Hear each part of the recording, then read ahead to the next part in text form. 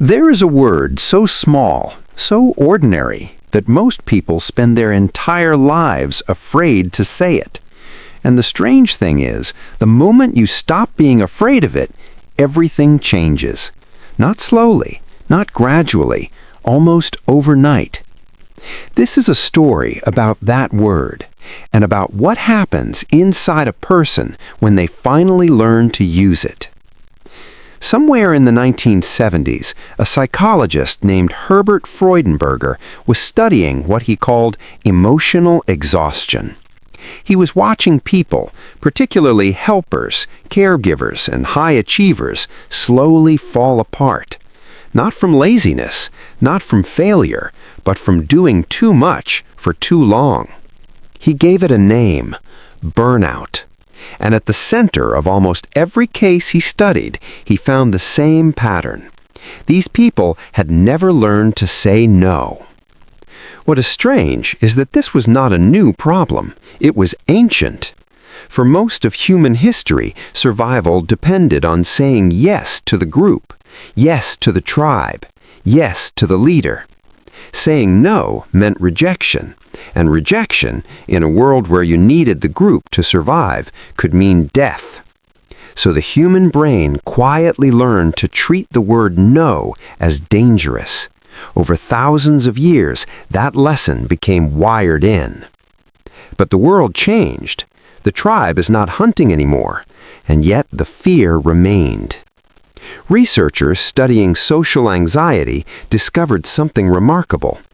When people imagined saying no to someone, the same regions of the brain activated as when they imagined physical pain. The body did not know the difference. A declined request and a broken bone felt, neurologically, almost the same. And so, people kept saying yes to bad jobs, to draining relationships, to requests that slowly emptied them out. Not because they wanted to, but because the brain was running an old program written for a different world. Here is where it gets interesting. In the early 2000s, a researcher named Roy Baumeister began studying what he called decision fatigue. Every time a person makes a choice, they spend a small amount of mental energy.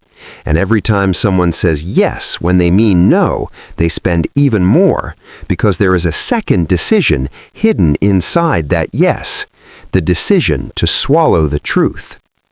Over time, this drains something essential. Focus weakens, creativity fades, the sense of who you actually are begins to blur. People start feeling like they're performing a version of themselves rather than living as one. But the people who learn to say no, clearly, honestly, without excessive apology, those people showed something different. Their stress hormones were lower, their decision-making was sharper, their relationships, interestingly, were stronger. Because when a yes finally came from them, it was real, and everyone around them could feel that. There is something almost invisible that happens when a person says no for the first time without guilt.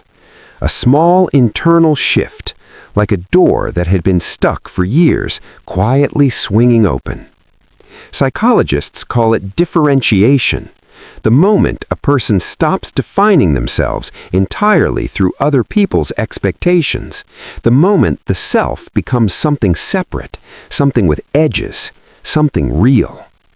And it turns out those edges are not walls. They're actually how connection works. You cannot truly give to someone else when you have given everything away. You cannot be present for others when you are hollow.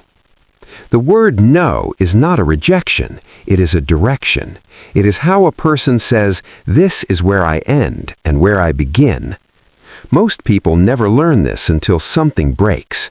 A health crisis, a relationship that collapses, a morning when they wake up and realize they do not recognize the life they're living.